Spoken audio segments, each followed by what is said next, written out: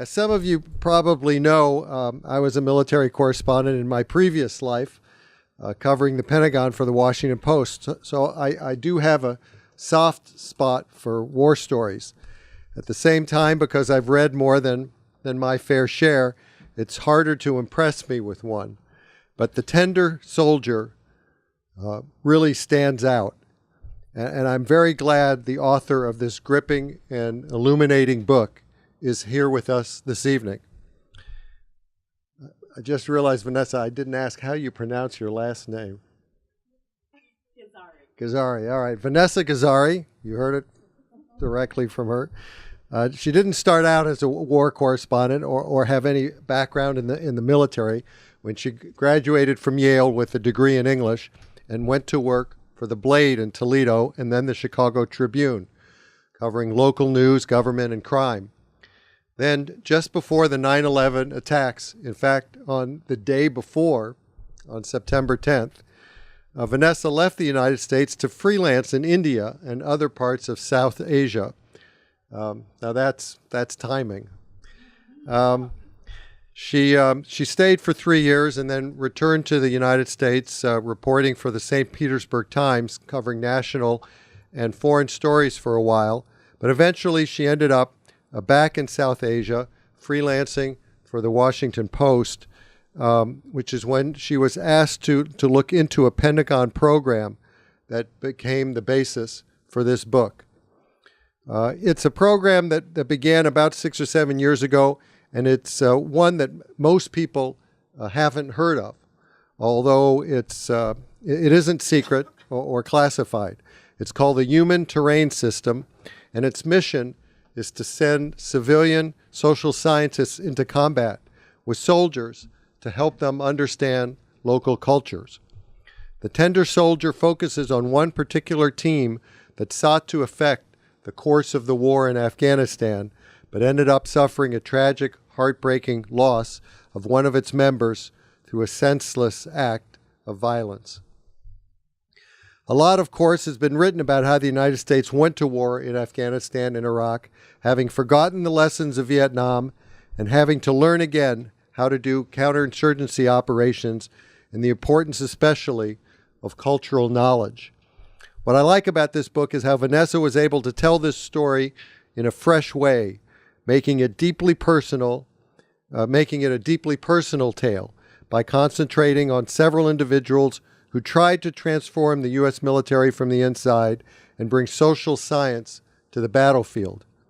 Reading about their innovative mission, we're reminded about how great the challenge has been, but also how important it remains. Wow. Thank you so much, Bradley, for that amazing introduction. I was enjoying listening to it so much that I didn't really want to get up, and I was just thinking I could just stay here all night. Can everybody hear me okay? Yeah? All right. It's kind of... Wow, Washington, D.C. Okay, I just want to take a minute here to look out at all of you. I see some familiar faces, some people I haven't seen in a long time. I lived here during a big chunk of the time when I was working on this book, and a number of the people in this room were crucial to helping me get it written. But books take so long, and I truly never thought this day would come. So I'm just going to, there might be moments in here where I look like I'm just staring out into space. That might be why. Normally when I talk about this book, the one other time I've done it, it just came out, and I've just had one other event before this. I show some pictures of Afghanistan, and I talk a little bit about how I came to be there and how I got interested in this topic before I read. But I'm not going to do that tonight for a couple of reasons. One is that I was told PowerPoint doesn't go over particularly well here given the setup in the room. But another is that this is a place where, DC, where a lot of folks actually work in Afghanistan, know about Afghanistan. There's a high level of knowledge about the wars here. I'm not going to belabor the point by showing you pictures that I took in 2002 of Taliban guys hiding in mountains and things like that. So I'm going to kind of skip over that and hope that we get into some of the nitty gritty of that stuff in Q&A or into whatever you all think is interesting or want to ask about. And I hope I can provide some answers, perhaps yes, perhaps no. So what I'm just going to do tonight is read a little bit from the beginning of the book. We've been struggling to come up with an excerpt of the book, which actually is going to be out tomorrow, fingers crossed, in Newsweek. And it's very difficult to excerpt because every little piece depends on the piece that came before it. So the only part I can really reliably read at the moment that I've figured out is the beginning. So that's what I'm going to do tonight, and hopefully we'll go to questions quickly. So this chapter is called Election Day, and it takes place on November 4th, 2008. In the desert west of Kandahar, the nights were dark and chilly, and the stars looked close enough to touch. At midday, the summer sun could kill you, but it was fall now, the dry air smelling of hay and wood smoke. The Americans had landed 3 months earlier. They ate pre-cooked food, used portable toilets, and slept in green canvas tents in a gravel lot behind walls that some soldiers judged too low to stop an inventive attacker. Stray cats rubbed up against their legs. One morning that November, a platoon of soldiers from the 2nd Battalion, 2nd Regiment of the Army's 1st Infantry Division left the base on foot. The autumn sky was clear and bright, and the soldiers thought their mission would be an easy one. As some of the first Americans to patrol Maywand district, a sandy stretch of farmland deep in the Afghan south, the 3rd Platoon of Comanche Company was building a detailed map of the settlements at the heart of the area where most of Maywand's people lived. On this day, they would be photographing the northern quadrant of Chehel Ghazi, a village that began about 500 yards outside the walls of their base. 3 civilians joined the patrol that day. They were part of an experimental army project called the Human Terrain System, which was designed to help soldiers understand local culture. Before leaving the base, they stood together in a tight circle, holding hands, heads bowed, as they did before every mission. "God protect us and bless us for this day," one of the men said. His name was Clint Cooper, and he was tall and thickly built with a straw-colored goatee and pink freckled skin. As a younger, leaner man, he'd been roguishly handsome, but war trauma and suburban fatherhood had blunted his features, and now little about him stood out. A former military intelligence soldier and interrogator, he spoke Pashto, one of Afghanistan's 2 main languages, and he could eavesdrop on Afghans without their having the slightest inkling. On this morning, he and his teammates left the base with the soldiers of 3rd Platoon. They passed HESCO bags filled with crushed stone, rings of concertina wire, concrete blast walls, and Afghan security guards smiling in borrowed uniforms and baseball caps. Cooper walked near the rear of the patrol, while his teammate Don Ayala strode ahead. Ayala had a boxer's physique, bulging biceps, meaty forearms, trim waist, and the soulful eyes of a matinee idol. A 46-year-old former Army Ranger, he had come to Afghanistan for the first time 6 years earlier as a contract bodyguard protecting Afghan President Hamid Karzai. Now he scanned the landscape, looking for anything that didn't fit. They'd been warned there might be suicide bombers out here. As they left the base and walked toward the highway, the land unfolded around them like bleached cloth. They passed a shallow wadi where Afghans burned trash. Women in burqas moved like shadows along the edges of the road, where children scavenged and played. The 3rd member of the Human Terrain team had a particular affection for these women and children. Paula Lloyd walked with Cooper at the center of the column of soldiers. She was 36, slim and bottle blonde, with a bachelor's degree in anthropology, a master's in diplomacy and conflict resolution, and years of experience in Afghanistan. She had joined the Army after graduating from Wellesley College, and in 2002, her reserve unit had been called up and deployed to Kandahar, the birthplace of the Taliban. She had organized development projects, met Afghan women confined to their homes, watched Afghan girls eagerly returning to school. The people crept into her heart, and the country kept calling her back. She'd spent most of her professional life there, working for aid and development organizations and the United Nations. Lloyd was an idealist, but she wasn't naive. She knew the score, knew who had fought on which side in Afghanistan's litany of wars, who was corrupt, which commanders were dealing drugs, Yet she remained optimistic. She was one of the human terrain system's best qualified field social scientists, and on this day she was beat. She'd been up all night working on a report about the governor of Maywand, a former religious leader who had fought the Soviets years earlier, and she wasn't thrilled about the timing of this patrol. But she and her teammates didn't set the agenda. They were strap hangers. If they wanted to get off base, they had to take whatever opportunities came up. Ayala's easy rapport with the soldiers meant that he was often the one who got the human terrain team space on patrols. This mission had arisen with little warning, and when he'd mentioned it to Lloyd earlier that morning, she'd immediately said yes. After hearing Afghans complain about the high price of flour in Maywand, she and Cooper had decided to create a consumer price index. That morning's patrol to Chahal Ghazi would give them a chance to interview shoppers coming and going from the nearby bazaar. Lloyd, Cooper, and Ayala had lived and traveled together for months. They'd gotten to know each other's rhythms, learned to laugh at each other's jokes even when they weren't funny. But as their boots clicked brightly against the hard top, Lloyd told Cooper that she was irritated with Ayala for not giving them more notice about this patrol. "You just need to talk to him," Cooper told her as they walked. "I'm sure he's open to suggestions." "I don't want to hurt his feelings," Lloyd said. Cooper glanced over at her. He could tell she was tired, but he knew she wanted to be out here. All of them lived for getting off base, especially Lloyd. The American soldiers had noticed with surprise that she treated Afghans with genuine warmth, and that Afghans responded in kind. Children flocked to her on patrols. Men invited her in to visit with their wives. The soldiers that morning wore digital camo, helmets, and body armor, and carried M4 assault rifles. Cooper and Ayala wore army uniforms and carried guns, but Lloyd did neither. As always, she was unarmed and dressed in civilian clothes, slacks and a long-sleeve shirt under her body armor. She had coiled her shimmering blonde hair beneath a military-issue helmet.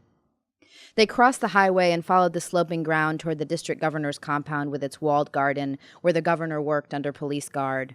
A small stream ran in front of the compound, shaded by mulberry trees and edged on one side by a stand of bamboo. Farther down, men washed in the stream before praying at a little mosque. But here, close to the highway, plastic bags and pomegranate rinds choked the narrow channel. The soldiers fanned out along the lane, some photographing buildings, doorways, and intersections, while others formed a human wall to protect them. Chahal Ghazi belonged to the landscape, to the green vineyards and pale dunes rolling away behind it, to the grit and trash of the bazaar on its western edge, and the highway that marked its northern boundary. Its compounds and courtyards lay behind high, smooth walls that seemed to grow from the yellow mud like ancient earthworks. Only their doors and gates, made of wood or brightly painted metal, marked them as homes. A sand path ran alongside the little stream where the soldiers stood, but it felt more like an alley, edged on one side by compound walls and on the other by the stand of mulberry trees rooted along the banks of the irrigation channel. The village was named for this channel, or more precisely for its source. Chahal Ghazi means 40 meters, the depth at which someone digging a well there would hit an underground aquifer. The village owed its relative prosperity to this water, which fed its vineyards and nourished its people and animals. Its nearness to the road and the bazaar, the economic hub of the district, both enriched it and exposed it to traffic with the outside world, to new ideas, to sin and danger. The bazaar was a gathering place for people from across the South, a place where information was traded and where the usual protections of a closed communal society did not apply. The Taliban were in the bazaar every day, the district governor had told the Americans. Chahal Ghazi village has Taliban living within it, a local policeman had told Ayala and the soldiers a week earlier. It was the morning of November 4th, 2008, election day back home, when a citizenry frustrated by seemingly endless violence and spending in Iraq and a lack of focus in Afghanistan would go to the polls to choose a new president. Barack Obama had campaigned on the notion that Afghanistan was the good war, the war the nation needed to fight, as opposed to the war it had chosen. If he were elected, America's Afghan campaign would be reconsidered with new optimism and energy.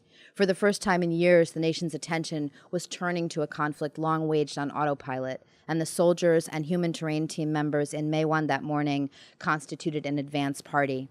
In the minds of some, they were America's last best hope for changing the course of its longest war.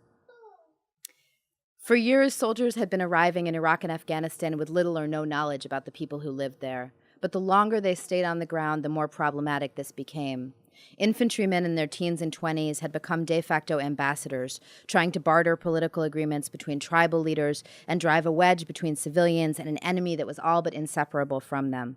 Shock and awe had given way to the newly rediscovered military strategy known as counterinsurgency, which promised a smarter, more humane way of fighting. The strategy's greatest champion, General David Petraeus, had recently taken charge of Central Command, where he oversaw American military efforts in both Iraq and Afghanistan. Petraeus spoke of Afghanistan's human terrain as the decisive battleground for U.S. forces, and by human terrain he meant the Afghan people. The human terrain system was designed to plant civilian social scientists, including anthropologists, in frontline military units to act as cultural translators to soldiers, Marines, and their commanders. It wasn't just that Americans dealt rudely with Afghans because they didn't know the first thing about their culture. It was that too often they detained and killed the wrong people, alienating others and fueling the insurgency. Success hinged on winning hearts and minds, but it also depended on good intelligence, for counterinsurgency was comprised of two distinct and seemingly contradictory kinds of activity. The first involved humanitarian aid and development, psychological operations, and political persuasion to soften local resistance, build relationships, and gather intelligence. The second used that intelligence to guide everything from food handouts to detentions and targeted killings. The human terrain system was a soft tool, but it was part of a hard and complicated battle. The human terrain team and the soldiers split up. Lloyd and Cooper lingered near the district headquarters close to the highway and the bazaar, while Ayala and another group of soldiers kept walking farther along the path edging the stream, stopping at a small footbridge beyond the trees. Ayala sat on the bridge in the sun, bantering with the soldiers and handing out candy to children. There was something intoxicating about this place, so often patrolled that it had come to feel familiar, so close to the base that it almost had to be safe. Water lapped the edges of the channel.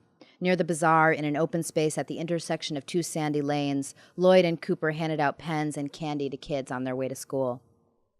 Their regular translator wasn't with them that day. Instead, they were working with an interpreter the Americans called Jack Bauer, after the terrorist-hunting hero of the television show 24. The soldiers gave funny nicknames to all their interpreters to mask their identities: Rockstar, Tom Cruise, Chuck Norris, even Ron Jeremy after a well-known porn star. Jack Bauer was a 23-year-old Pashtun with a dark pompadour, crooked teeth, and liquid puppy dog eyes.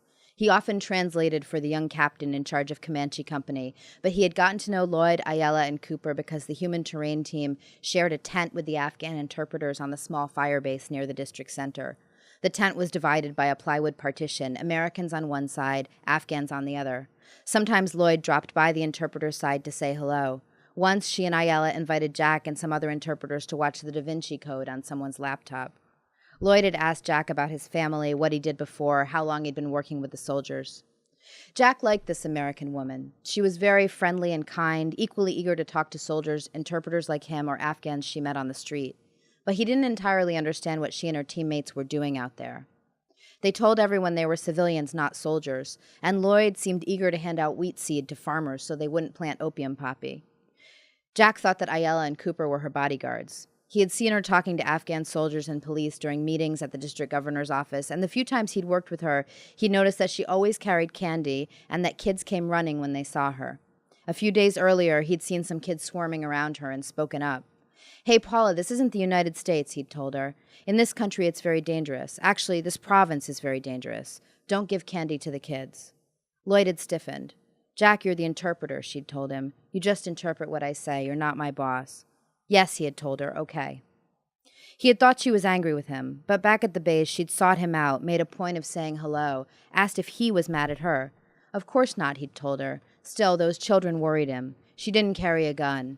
"The enemy will use different weapons in different ways," he would say later. "We can't identify which people is civilian, which people is Taliban." Jack's words signaled the mistrust of the situation he'd gotten himself into. He had been raised in Kabul, where young men listened to Bollywood soundtracks, wore tight jeans, and exchanged shy glances with girls. Kandahar was a different story, older, rougher, a universe of men without women, and Maywand was the countryside. The Afghans he met there were nothing like the people he knew back home. On the rare occasions when Maywand revealed itself to him, it always managed to remind him how little he knew. The insurgents talked to each other on field radios, and Jack and the other interpreters were given the job of monitoring the conversation and reporting back to the Americans. During patrols, a soldier would hand the interpreters a scanner, and they would listen to insurgents watching them from somewhere nearby.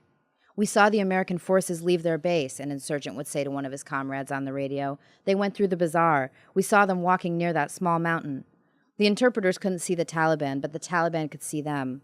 It was eerie, and there was an element of psychological play to it. The insurgents knew the Americans were listening, knew they would be unnerved by the awareness that they were being watched. Whenever the insurgents wanted to convey something really important, they would switch to cell phones, which were harder to monitor. Sometimes Jack heard insurgents talking on the radio about planting bombs near the road, and he and the other interpreters would lean in close and try to figure out where they could possibly be talking about so they could tell the Americans in time. That morning at the edge of Chahel Ghazi, villagers passed the patrol on their way to the bazaar. Jack Bauer stopped a man carrying an armful of bread so that Lloyd could ask him what he'd paid for it. She scribbled something in her notebook. She asked a shopkeeper whether the Afghan police taxed merchants. In a manner of speaking, the man told her, the police sometimes asked merchants for money or simply took things without paying for them. Cooper stood listening nearby. He watched the soldiers stop a man with a donkey cart and search it thoroughly, carefully, before waving it on. A young bearded man walked past them. He was thin and slight, dressed in a blue tunic, baggy pants, and a vest, and carrying a metal jug. He stuck his head into a nearby compound with a green door, then stepped inside. Some children were playing near the compound, including a boy of about 12. "We don't know that guy," Cooper heard one of the kids say in Pashto. "What's he doing?" The man with the jug came out and made a sweeping motion with his hand, as if to shoo the children away. "Hey, Jack, ask that guy if he wants to talk to me," Lloyd said. "Hey, my boss wants to talk to you for a few minutes," Jack Bauer called out to the man with the jug. "Are you ready?" The man agreed. He even knew a few words of English, enough to say hello and thank you. He appreciated the Americans being there, he told them. He shook Cooper's hand. "You speak English well," Cooper told him. "Where did you learn it?" "In school."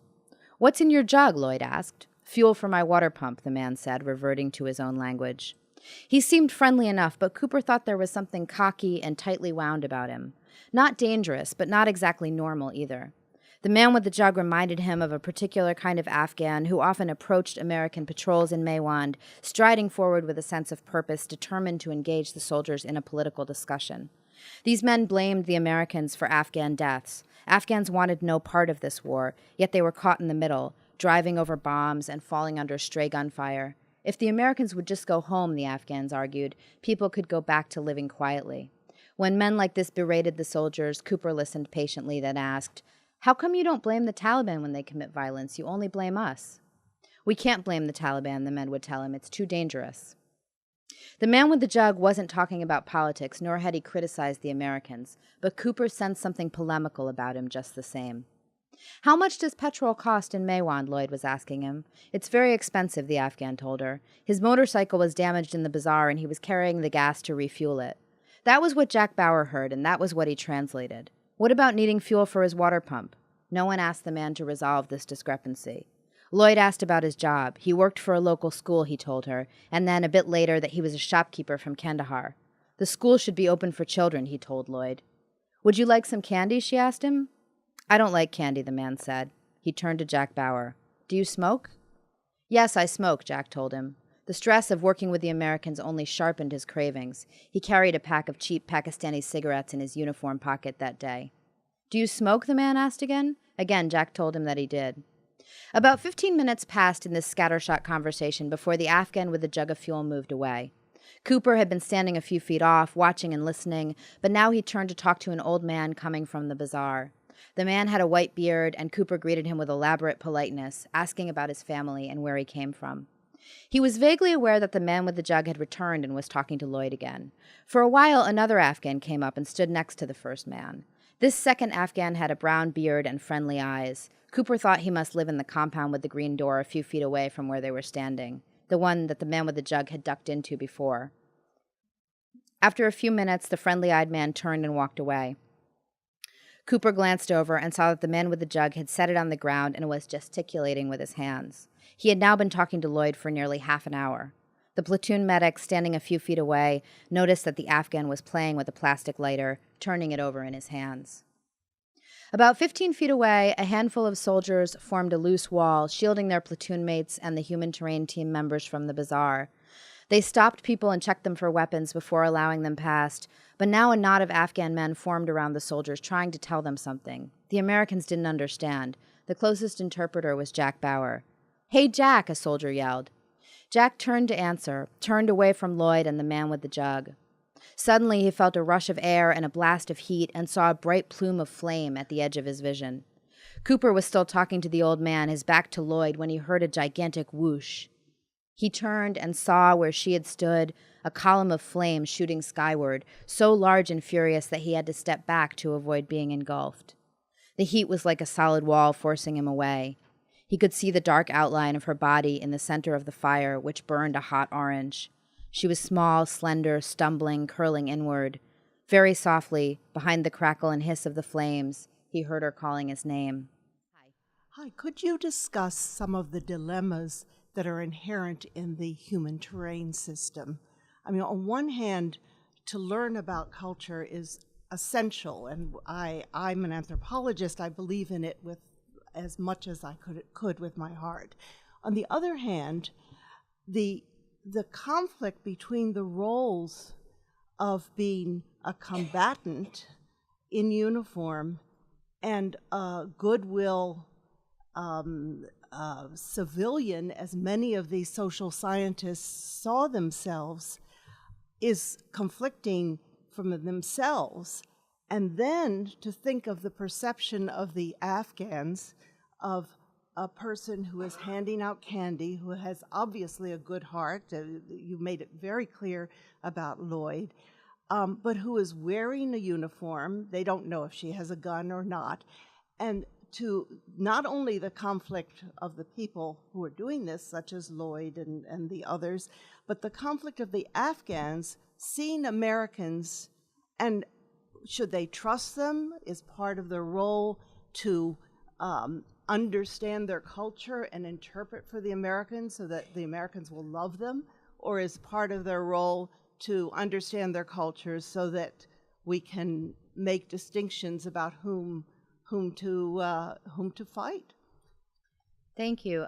So this is, as an anthropologist yourself, you would be able to speak more specifically. I mean, I can speak to what the debate has been among anthropologists about this. They, in general, did not react well to this program. There's been a tremendous amount of controversy among anthropologists, a lot of criticism from them of this, because anthropologists have a code of ethics that forbids them from doing any harm to people they study. And when you get into a combat situation, or you're in a conflict zone and you're talking to people who may or may not have the greatest views of Americans and may or may not think that we're there to do good and save their country, when you start talking to those people and feeding that information back to soldiers, it's easy for lots of actions to be taken by the military on the basis of that information that might not be purely good for those people who you talk to. So I think it's fairly clear to see. I mean, there are lots of other reasons why anthropologists object to the program, but that's kind of the main one. Paula Lloyd did not wear a uniform. After she was attacked, it became a rule that all anthropologists or all social scientists, and to be fair, there aren't that many anthropologists in this program. It was developed in part by an anthropologist, and it's often talked about as that military anthropology program. But there are political scientists, there are economists, there are sociologists, there are other people out there, psychologists, doing this work. So it's not just anthropologists. So after Paula Lloyd was attacked, there was this new rule that the program came up with, that everybody had to wear a uniform. And it was partly because she was burned. And although she was wearing fireproof clothing that she had bought herself, it wasn't the military issue uniforms which are fireproof. So this was kind of the reason why everybody had to wear a uniform. People in this program, the civilians, often carry guns. In my experience spending time with the teams, sometimes it was up to them. Often it was up to the military unit they were with whether they should carry a gun.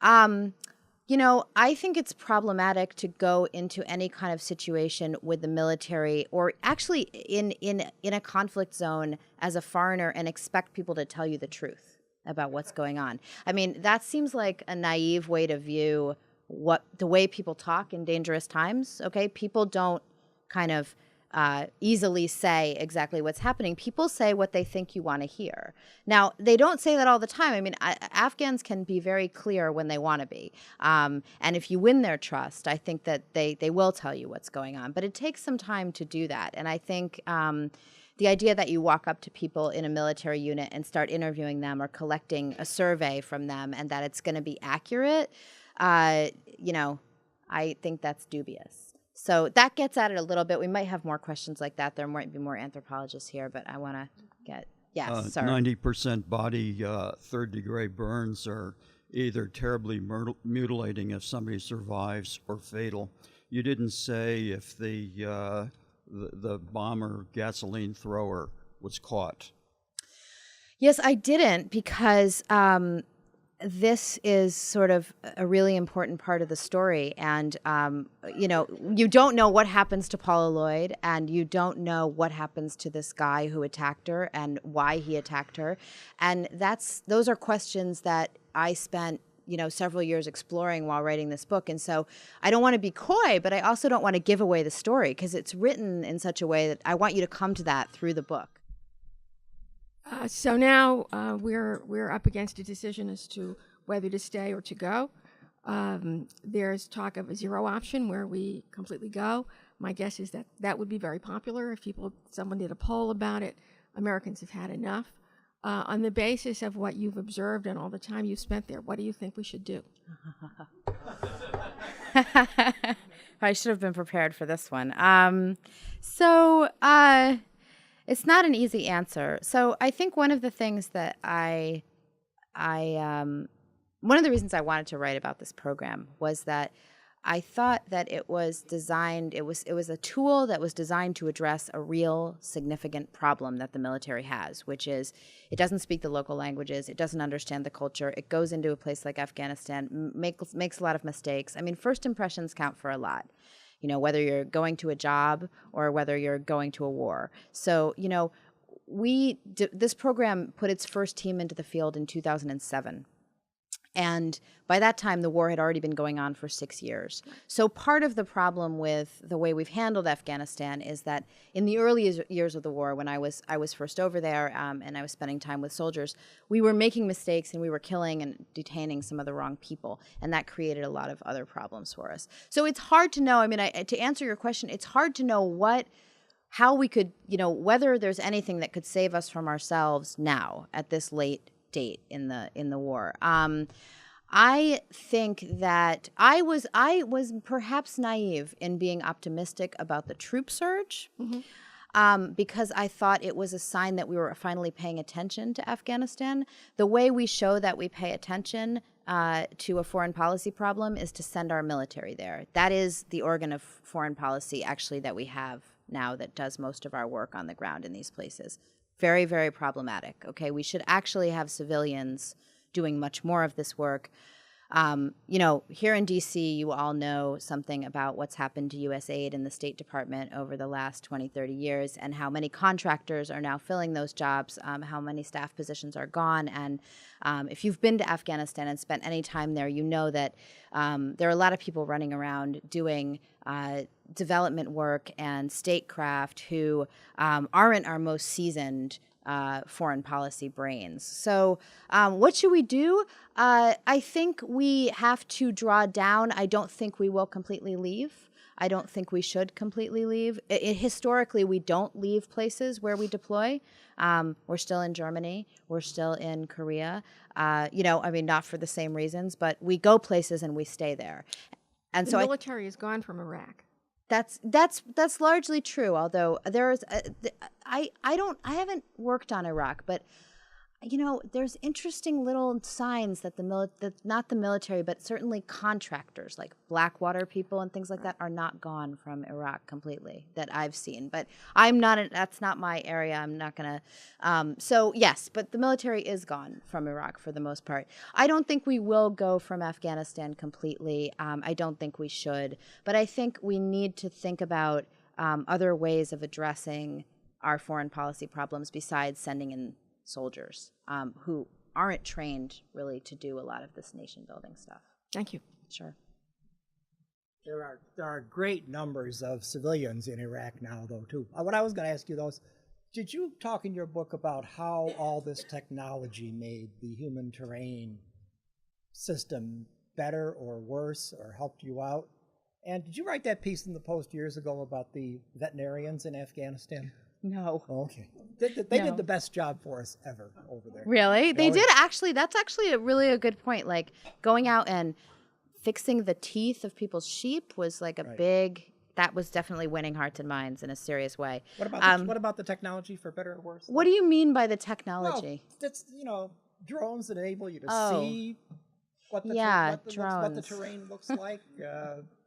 Things like that. Yeah, so that's a great question. I mean, so drones, it's all the rage right now, right? Like, how many people in this room have a drone? I mean, aren't there like people flying their own drones around here? You know, didn't I read that somewhere in Virginia? There's a convention in There's town like a right now drone. where they're Okay. advertising for Come on, I know some of you have, So this is the opposite of that. The human terrain system is the polar opposite of drone warfare. And, if you want to slice and dice it by political parties and persuasions, you can in terms of who supports what. But these are views of the world and of the way we fight that are inimical to each other. And there's a fight going on within the Pentagon about what we should do, which of these roads we should take. I am not thrilled about the idea of drones, I've watched a lot of drone footage in Afghanistan, because when you go into you go into forward operating bases in Afghanistan, they've got the drone footage projected on big screens. It's sometimes called pred porn, as in predator porn. So you can watch it's kind of really intoxicating. You just kind of sit there and you watch people like going about their business. Some of the cameras are infrared, and you can see people lighting up cigarettes and things like that.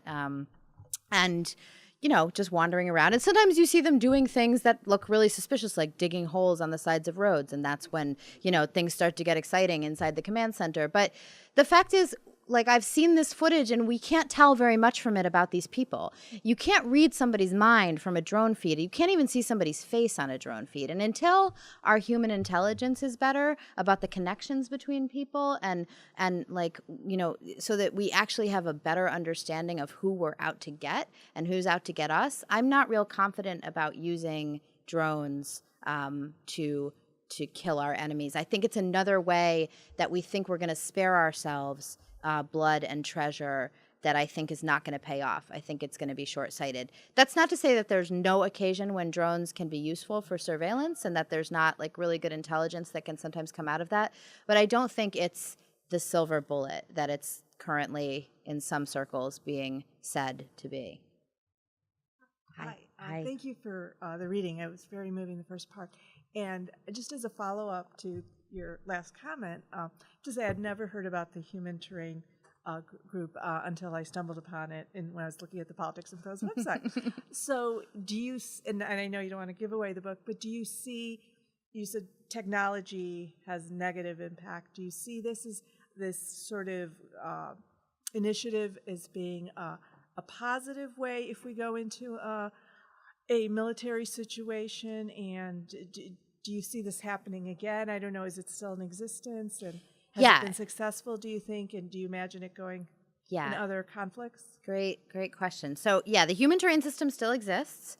They have no teams left in Iraq now. They're down to 14 teams in Afghanistan from a height of, I think, maybe 30 at the height of the war. I do not think this program worked very well, okay? I think this program was an idea that some people had and put into practice too quickly at a time when the coffers were open from the Pentagon with money flowing, and there were some contractors who saw that as a great opportunity. Part of the problem here is that this is not the kind of program you want to throw together on the fly. This is actually something we need to think about. And to be fair, this isn't the first time we've been in this situation. I mean, in Vietnam, we had similar kinds of experimental programs using social science. We sent social scientists over to Vietnam to interview, like Viet Cong prisoners to find out why they had joined and things like that. And a lot of those efforts, encountered much the same fate as the human terrain system has. They didn't work out. They were very controversial. Anthropologists pushed back. It alienated social scientists. And there's been books written about this that, apparently, either were read and not really taken to heart, or perhaps not read by some of the people who created this program. I think that the danger of saying that this program really didn't work very well is that military leaders say, oh, well, let's just get rid of that. Let's not think about that anymore. Let's throw that out, and let's just use drones, or let's just bomb the hell out of them. And I don't think that's the way to go either. So what I'm hoping is that we can kind of seize this moment now that the war in Afghanistan is, dying down, so to speak, and we're bringing people back, and the war in Iraq is no more, that we could think about, like, what are we going to do when the next one of these comes along? How can we do a better job understanding people before we go into their countries? Okay, thank you. Sure. Thank you so much.